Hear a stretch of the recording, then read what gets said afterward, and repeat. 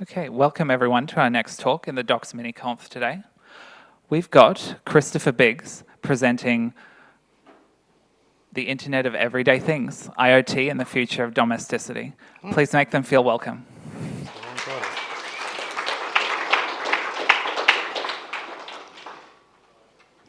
Thank you, and thank you very much for falling for my clickbait title. So, the title that I advertised was The Awful Design of Everyday Things, and that's what we're going to talk about, is how design and documentation and software interact.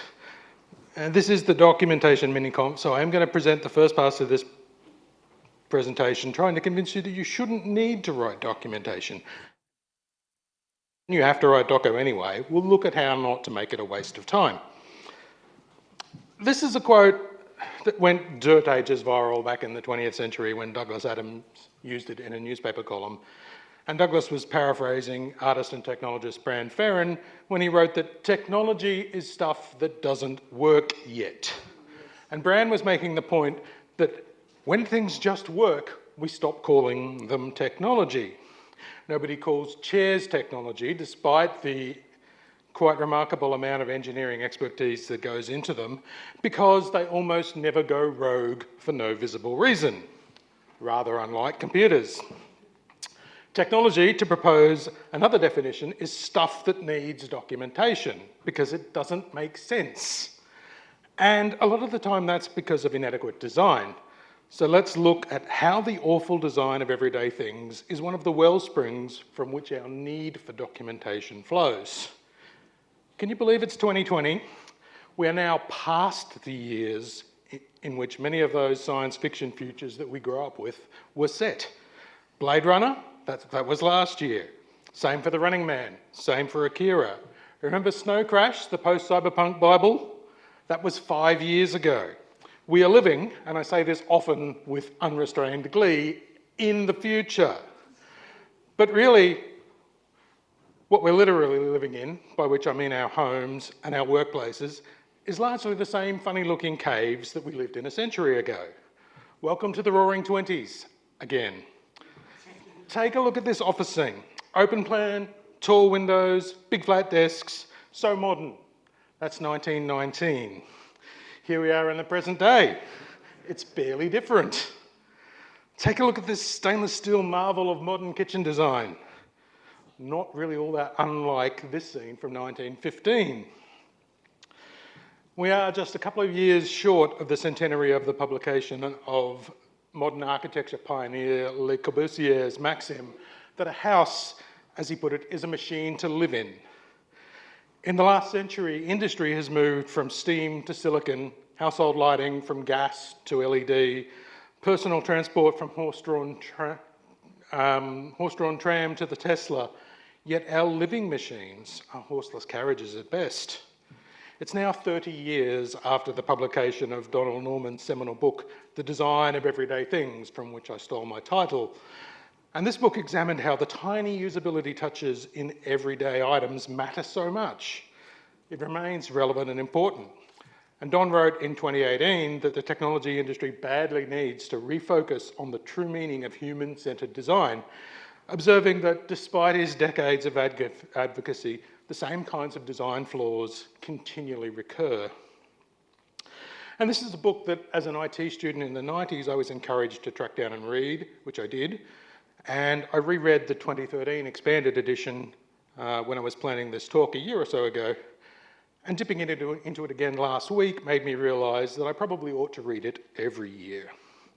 Don spends most of the first chapter of his book talking about the difficulty he and his friends have had with opening doors and the concept of affordances. Even without the sign, we would understand from the shape and position of the handle that this is a door that is supposed to be pulled, not pushed. Here we are, 30 years in the future, still seeing apologetic signs on doors explaining how to use them. This is the oven in my office. It's a benchtop unit with 2 hot plates on top and a dual element oven. It's got 4 simple dials, yet they can contain multitudes of fail.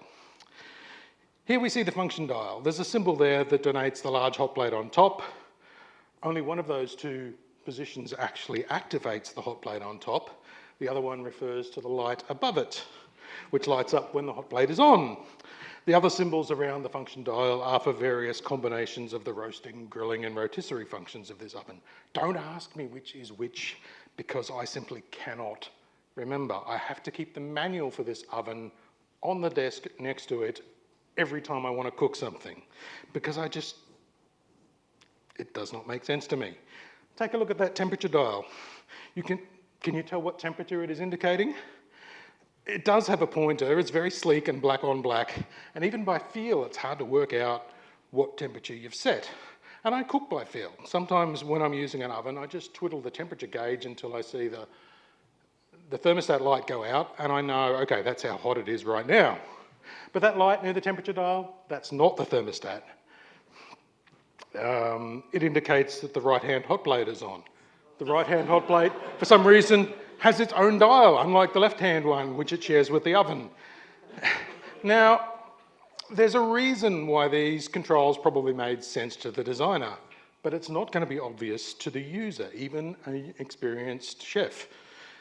And that's something we often forget. Much of the time, the user is going to be meeting a product with more intelligence, but far less familiarity and context than the designers imagine. For those of you who've blissfully forgotten, this is what televisions looked like once upon a time. And I think if you wheeled one of these down to the fabulous LCA childcare service and consulted a reference 6-year-old, they would understand how to adjust the volume and change the channels. That is, once we explain to them that a channel is kind of a bit like a YouTube playlist with the audio advance stuck on, and they got over the horror that there were only a handful of these channels to even choose from. And research with actual children, however, indicates that this avocado terror here is entirely inscrutable to modern children. My youngest child is 12, starting high school in a few weeks, and she just got her first iPhone handed down through a chain of siblings. And she adores FaceTime and will spend hours talking to her friends, but she would have no idea what to do with this. But grown-ups were the same too. In the 1930s, it took a detailed campaign of advertisements, demonstrations, and user guides to teach the first owners of dial telephones how to dial. Documentation. Here's a 10-year-old dishwasher from my kitchen.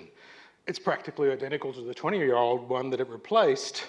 And if you want, you can go to Miele today and buy a new model with exactly the same control arrangement. Do not want. Its tiny little 3-digit display dispenses gems like F11, which is short for fault number 11, which is short for the council has not maintained their water mains and have instead turned down the pressure to stop leaks, and there's not enough pressure to run the dishwasher. Once again, required the manual to figure that out. Here's another model in the range that has 20 whole characters or so of screen, but it can give a little bit more info. But when people say, why would you want an internet dishwasher? This is why. Explain what's wrong. Message me when you're done. Message me when you run out of water pressure, or give me records of the water pressure that I can take to the council when I complain. Remind me to clean the filters every so often. But I've worked in appliance companies. I know that every company has an engineer whose job it is to work out how to save 5 cents by taking one part out of that design. I want to tell them to stop. It's not ethical. You're harming people. You're killing the planet by producing rubbish products that barely work. If you really want to see me cry, ask about light switches. I know you have that one switch in your house that you can't fathom. I've lived in the same house for 20 years and I still can't work out the 3 light switches inside my front door. So what do? Documentation. Sometimes documentation is the wrong answer. The underlying problem here is a failure to practice human-centered design. This is electrician-centered design. It was cheaper to run the wiring for 4 lights to one place than to do what would work best for the residents over the next century. Once again, Don Norman goes on a tear here too. He talks about how over 75% of industrial accidents are ruled to be human error. He tells in the revised edition of his book about a fatal Air Force jet crash that was ruled to be human error. A second investigation found that the first investigation had arrived at the verdict of human error because the pilot failed to pull out of a dive. True, except that they slightly glossed over the fact that the reason the pilot failed to pull out of the dive was due to being unconscious from hypoxia due to the design of the helmet.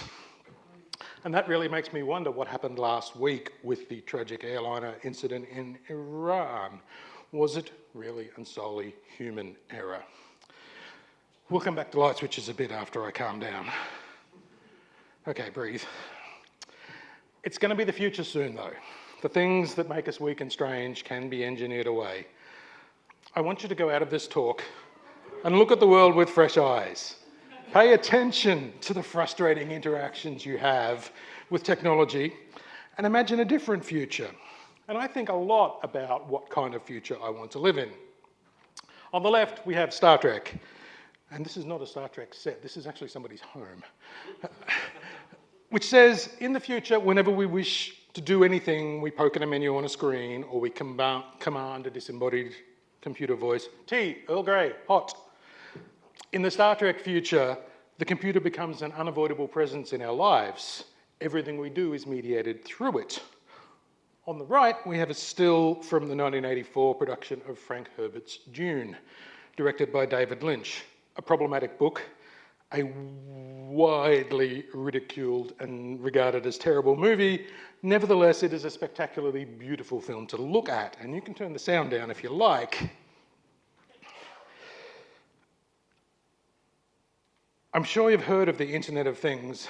It's on my business card, it's on the front of my building, but the name, I think, faces the wrong way. Yes, the things talk to the internet, but they exist to talk to us, to carry us into the future. The internet is just one of the resources they use to do that. So I'm going to do a quick search and replace on the rest of this talk, and I'm going to use the term human-centered technology. So I give you my 3 laws of human-centered technology. Machines must cooperate for the benefit of humans. Machines must communicate and obey instructions. Machines must be as simple and reliable as possible. And if you squint, they look a bit like Asimov's laws of robotics.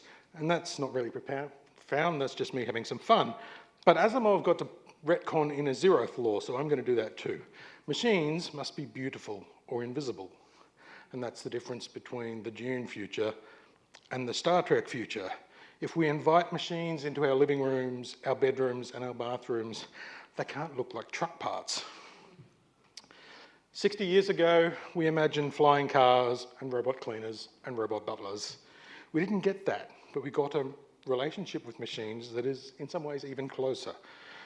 Rosie the Jetsons' mechanical housekeeper is here, but she's the Roomba, she's Alexa, she's in your TV, she's in your air conditioner. We live inside the machines now. And when I say machines, I mean computers. And when I say computers, I really mean the software that is eating the world. And when I say software, I really mean the thought that goes into the software, which is to say design. And whenever design fails, there is documentation. So let's look at how we're doing about upskilling the robots that we inhabit now. Apparently, we're taking the only good piece of design in the traditional light switch, its tactile nature, and replacing it with a smooth, featureless plate that if you happen to touch it in the right place, probably by mistake, it might do something, but you've no idea what. Here's a better way. Leave the light switches where they are and add intelligence to the bulbs. These ones can still be controlled from the original switch, but also from household panels, remote controls, voice assistants from your smartphone. But bulbs are so last century. In fact, bulbs are so the century before that.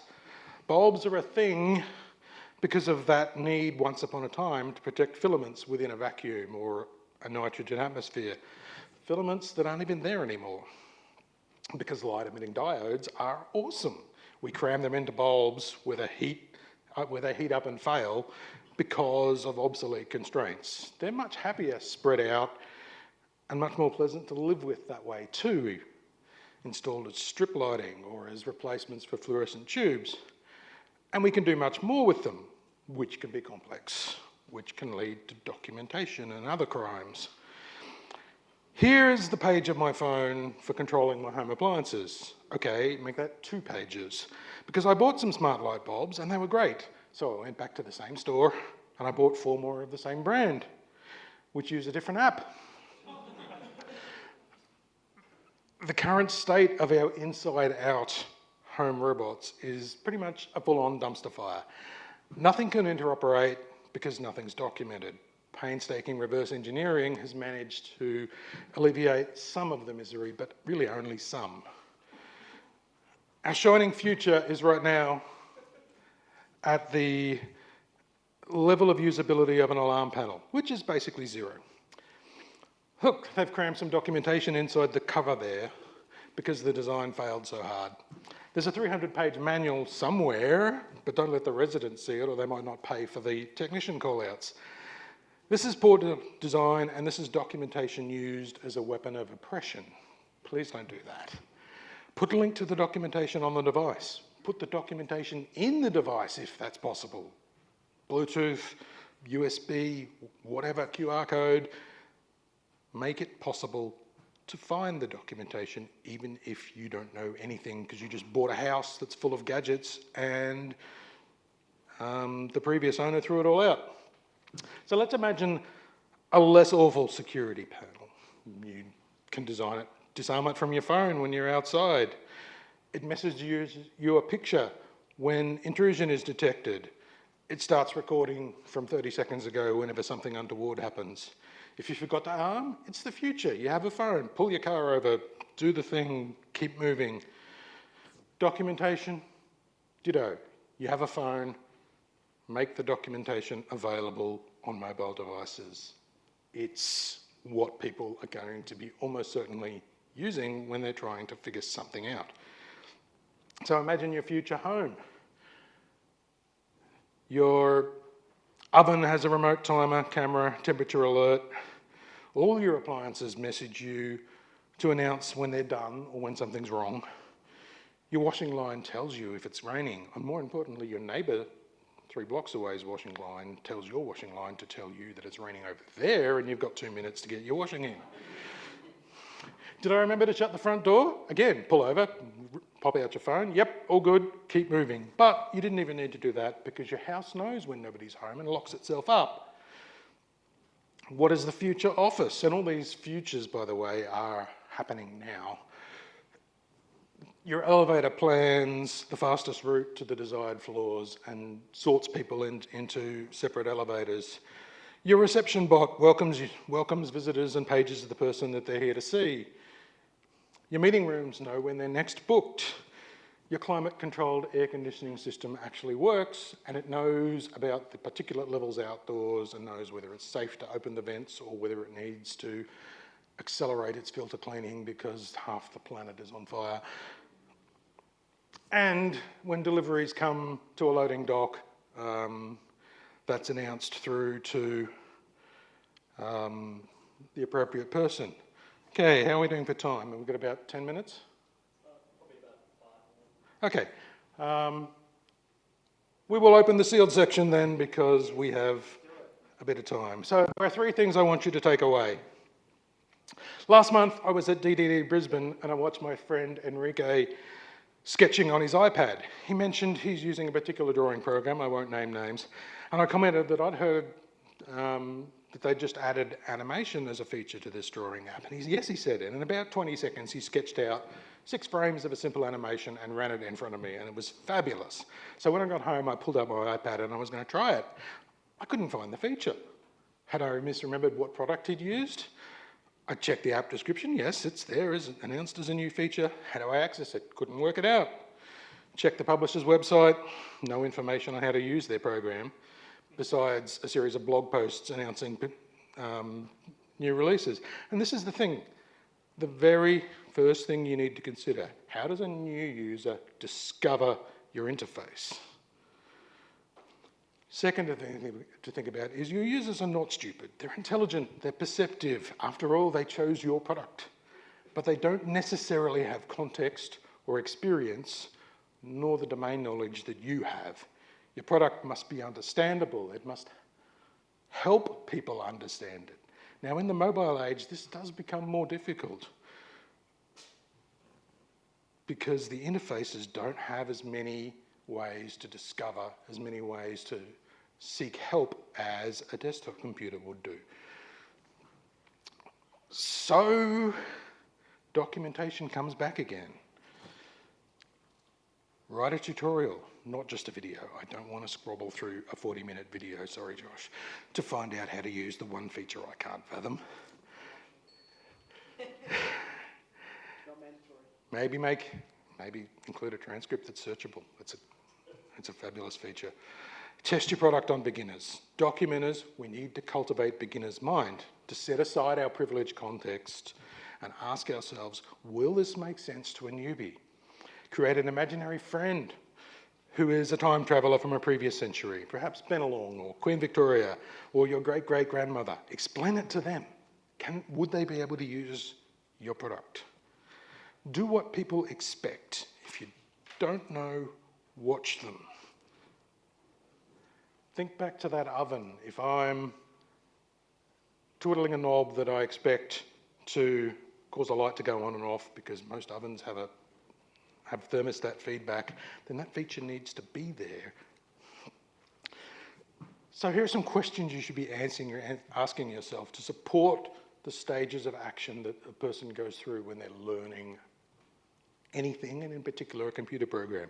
What do I want to accomplish? How do I discover what's possible?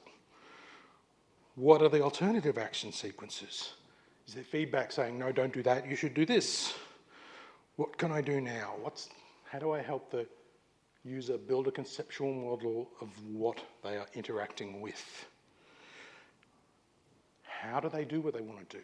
Are there affordances? Are buttons touchable, feelable? Are things that are supposed to be swiped somehow saying, swipe me? Are things that are supposed to be tapped saying, tap me? Does a door say pull, push, or pull by the orientation of its handle? What happened? Signifiers. If you did something, you must know, there must be a way to know that you did it. What does it mean?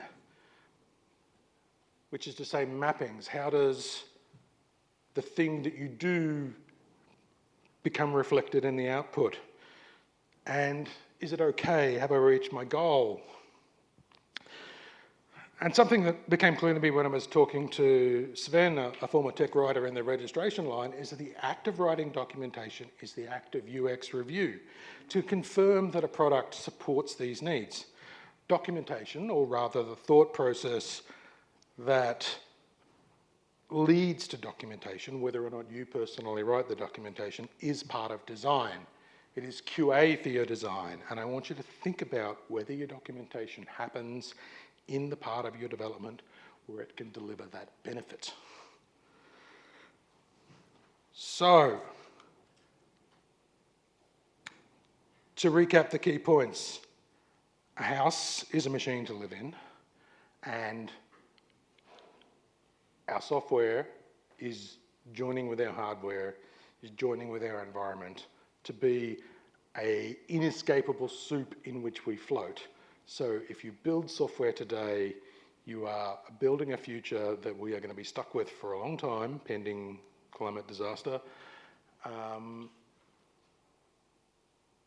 And we need to be friends with the machines. Imagine technology that's easy to use, not just easy to build. The people that you are serving are the users, the people who are going to be living with these things as part of their lives. And there is more to design than just blue LEDs. The future is here. If you look around, you can see some great examples of good design and some great examples of bad design. And whenever you're searching for documentation, I want you to ask, what could I have done to avoid having to write this documentation? So thank you for your attention. I hope you enjoyed my clickbait. I am here all week, and I look forward to continuing the conversation throughout that week and in the 5 or so minutes we have remaining.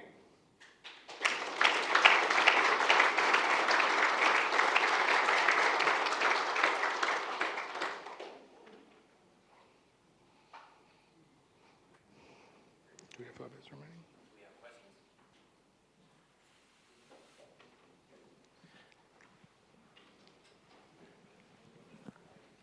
That's live. Great talk. Thank you. Yeah. Are you not arguing against innovation here? Like, this is that skeuomorphic design thing where it's like we have to just keep repeating what people already know, and like we can't do anything new because, like, you know, we got to keep it like what people are already familiar with. There's a set of rules, there is a conceptual model that is going to apply to almost anything you build. So if you're building an oven, there are things that oven users are going to know, there are things that oven users are going to expect. And if you're building a disruptive revolutionary oven, you're probably going to want to violate some of those things. But you need to do it clearly, and you need to signify that you're doing it, and you need to understand what rules you're violating in order to break them good and hard in a way that is not going to have unintended consequences. I think about this whenever I go to a bathroom, particularly at conferences. You see all kinds of weird sinks and tap arrangements and stuff. And I have this theory that you should never shake hands with an architect because they clearly do not wash.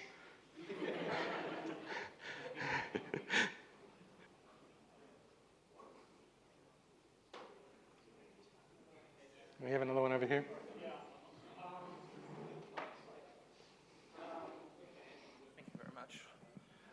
You mentioned that it is like the example you posed sort of hinge sort of heavily on the fact that it's the future, everybody's got a phone. I don't know how many times I've had my frickin' Samsung just die on me because the battery sucks. Do you think that to some degree there should be sort of traditional controls as a fallback when, you know, just the sort of fancier stuff just kind of fails? Yes, yes, there are. And I guess particularly in security applications, there are things that fail safe and fail usable, and there are things that fail dead. So there are door locks that I would not use on an escape door because the failure mode is lock the damn door, and there are door locks, for example, where you can still continue to use the key. I have one on my front door, and people always ask me that very same question. If you use your phone to open your front door, what happens if your phone's flat? And I tell them I use the key. Yeah. I suppose that's the only caveat. All right. Thank you very much.